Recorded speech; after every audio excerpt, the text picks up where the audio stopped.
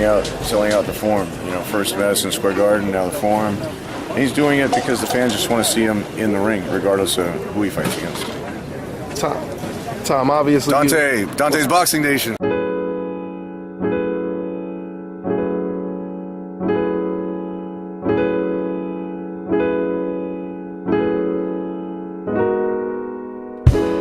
Dante's Boxing Nation, what's going on, guys? So some pretty interesting news was released today when it comes to the Golovkin versus Kell Brook fight.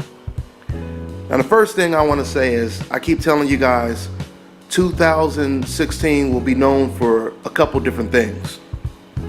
2016 will be known for crowning the undisputed pound-for-pound champion, the best pound-for-pound fighter in the world, after we see Ward versus Kovalev.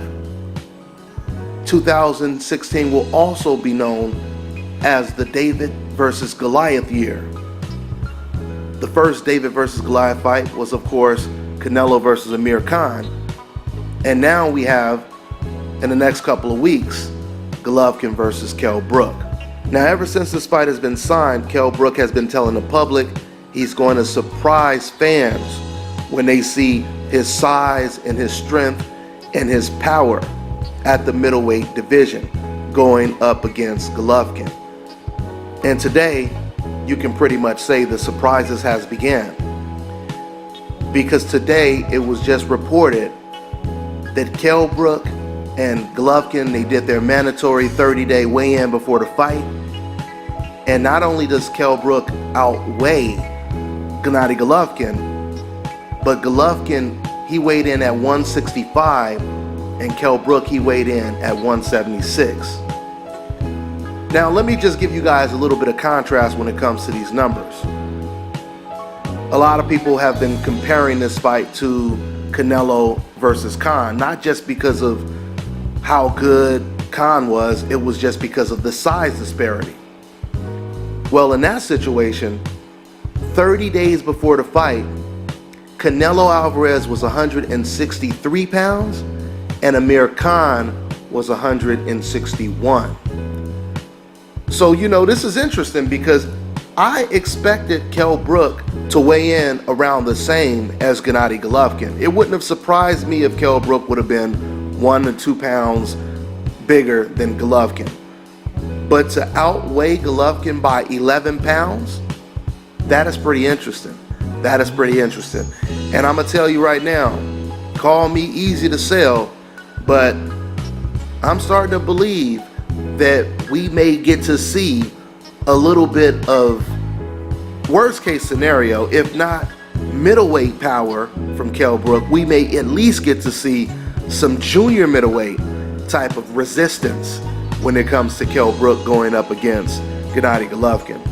Now, this is still no guarantee. Obviously, Kell Brook wins the fight, but this is a very interesting development to hear that he's 11 pounds bigger than Gennady Golovkin.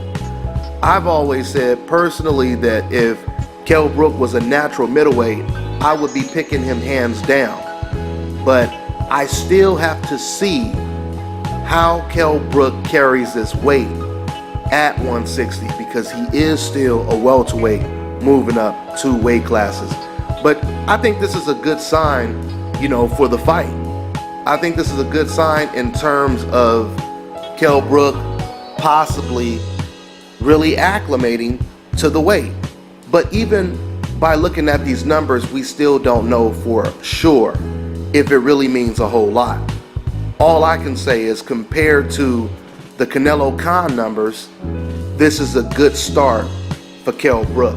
You know, I said this on a couple other videos, but compared to Amir Khan, I truly feel that Kell Brook is genuine when he talks about the confidence that he has.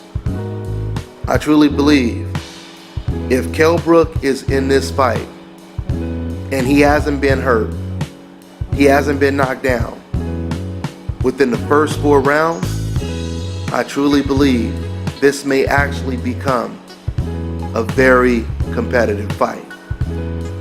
But we have to see how he really does deal with that power, because Gennady Golovkin, he does come out of the blocks pretty quick.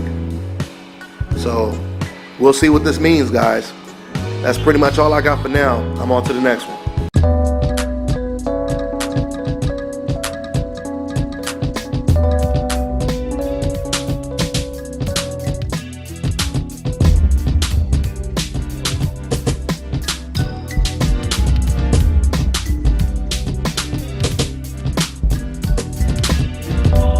Hi, my name is Janita and you're watching Dante's Boxing Nation.